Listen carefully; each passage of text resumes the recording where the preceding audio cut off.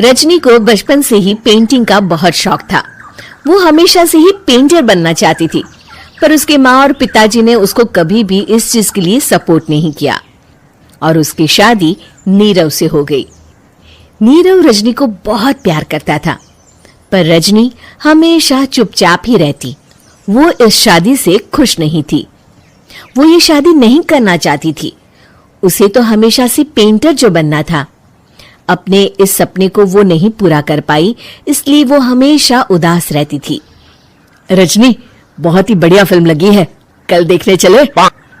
नहीं जी, कल मुझे बहुत काम है, मैं नहीं जा पाऊंगी।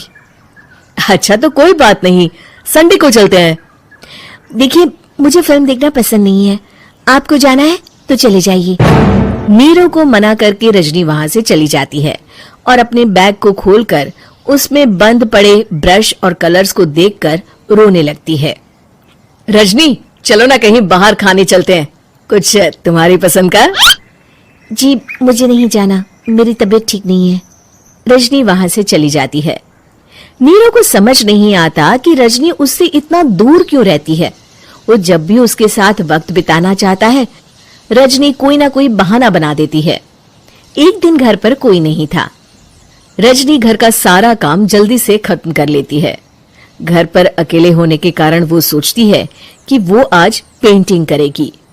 वो अपने कमरे में जाकर पेंट ब्रशेस और कलर्स निकालकर जैसे ही कलर मिक्स कर रही होती है कि दरवाजे पर बेल बज जाती है। अब कौन आ गया इस वक्त? इतनी मुश्किल से तो मुझे पेंट करने का मौका मिला है।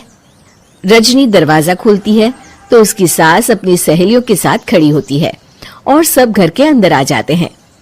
अरे बहू, सबको शरबत बनाकर पिला दे, बाहर तो बड़ी गर्मी है। उफ। जी।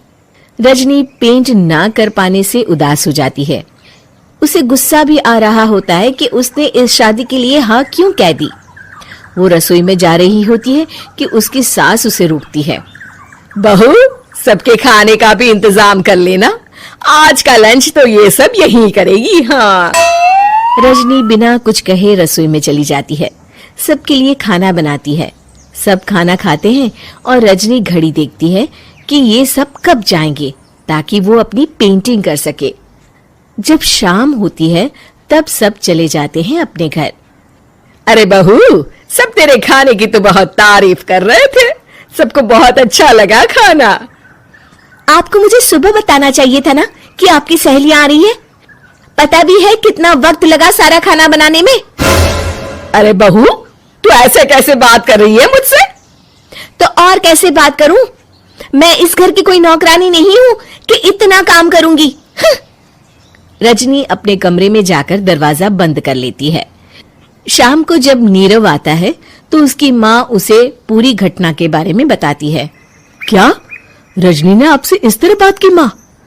हाँ, और पता नहीं उसे क्या हो गया है, शाम से बाहर भी नहीं आई है। मैंने तो कई बार आवाज दी, खाना भी नहीं खाया उसने। तू ही बात करके देख ले बेटा। नीरव अपने कमरे का दरवाजा खटखटाता है। रजनी, दरवाजा खोलो, मैं हूं।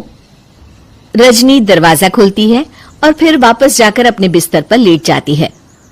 रजनी, माँ से बात करने का ये क्या तरीका है? मैंने कोई गलत बात नहीं की है। अरे तुम क्यों ऐसे बर्ताव कर रही हो सबके साथ? क्या तुम इस शादी से खुश नहीं हो? रजनी कुछ नहीं बोलती। अरे बताओ मुझे रजनी, क्या ये शादी तुम्हारी मर्जी के खिलाफ हुई है?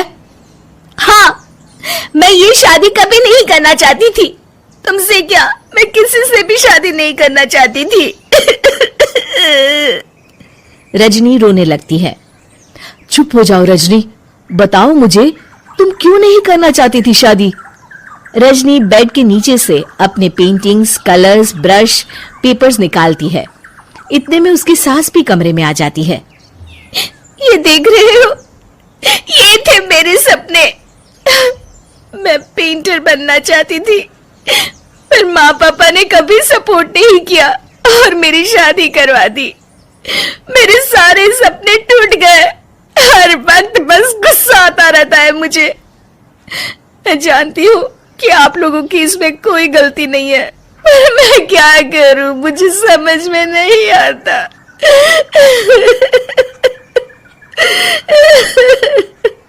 रजनी फूट फूट कर रोने लगती है। मुझे माफ कर दीजिए, आप दोनों के साथ मैं बहुत बुरा बर्ताव कर रही हूं। अरे रजनी बेटा, चुप हो जाओ तुम। नीरव पानी लेकर आता है। ये लो पानी पियो और शांत हो जाओ। रजनी पानी पीती है और उसकी सास पेंटिंग्स देख रही होती है। अरे नीरव, हमें तो पता ही नहीं था कि हमारी बहू कलाकार है। अरे कितनी अच्छी पेंटिंग्स बनाई है, देखो तो। ये वाली तो मैं अपने कमरे में ले जाऊंगी। आपको ये पेंटिंग्स अच्छी लगी? अच्छी नहीं, बहुत अच्छी लगी। और तुमने हमें बताया क्यों नहीं? तुम जब चाहे पेंटिंग कर सकती हो रजनी। हम तुम्हारे सपनों को पूरा करने में तुम्हारा पूरा साथ देंगे। हाँ बेटा, हम कला की कद्र करते हैं। हम कलाकार तो नहीं, पर मुझे गर्व है कि मेरी बहू एक कलाकार है। रजनी, नीरव और सास तीनों हंस पड़ते।